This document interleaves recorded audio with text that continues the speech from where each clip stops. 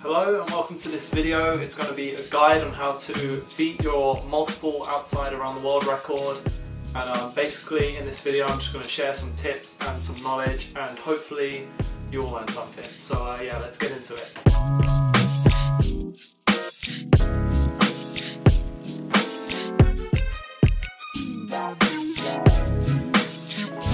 First thing you need to do is master the outside around the world.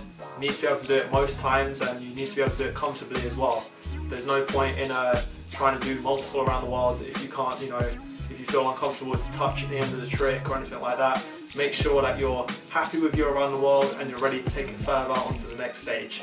Alright, so the whole idea is that your foot isn't going to stop. Your leg is going to do the work, and there's going to be no pauses in the movement. So what I mean is, you're not going to do one around the world and there's not going to be another time to stop and then do another one. The whole point is that your leg keeps going around. So when you get 3/4 of the way around the first around the world, your leg is preparing to go into the second one, and it's going to go straight through. You're going to touch the ball and go straight through, straight into the second one. So what you might want to practice is doing one around the world and then working on the touch so that your leg can continue moving through, but it can also lift the ball up slightly to prepare for a next around the world. Let me show you a clip to sort of break it down a bit.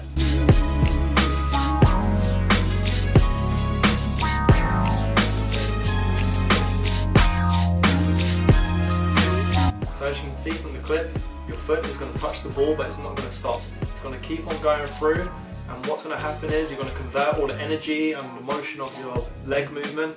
It's all going to convert into that second around the world. So it's a non-stop movement.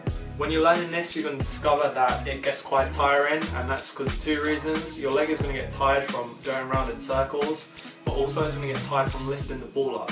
And what your other leg can do is help lift the ball up just by raising your toe up a little bit and lifting off the ground a little bit. That's going to take a little bit of the work off of your strong foot, so that's really going to help. So make sure you keep an eye on that. So you're going to notice that the ball is probably going to start to spin a lot when you're doing these around the world. And really that helps, because it helps your foot go through the ball, and it's going to continue to spin, and it's going to continue the movement, and you're going to keep moving on. One thing you're going to notice when you get to about 3 or 4 or 5, you're going to start to notice that the ball is turning to your right. Well, for me it will turn to my right, for others it will go to their left. And what that means is that you need to move with the ball. And what I said before about your other leg lifting up, you're going to also turn slightly. So make sure you follow the ball. Don't worry about turning to the side, because that's how it's supposed to look. And if you don't turn to the side, you're going to end up losing control of the ball.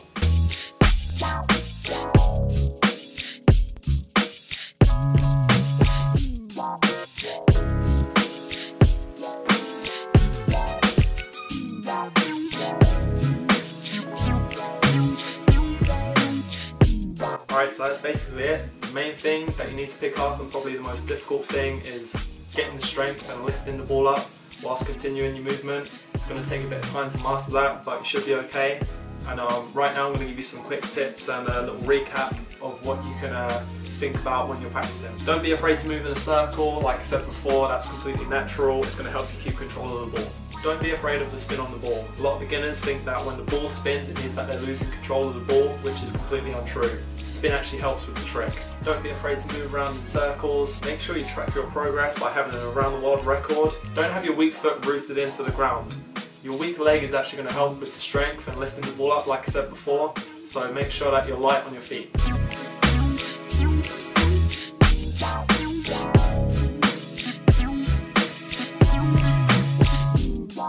Alright, so that was just a little guide to help you with your outside around the world. I hope you learned something, and I hope you gained some tips. Practice is what's going to master it for you. This little video is not going to make you magically go out there and learn it. It's all down to practice. So thanks for watching. Make sure you grab one of these t-shirts at learntofreestyle.com, and make sure you check out the forum as well. Until next time, peace.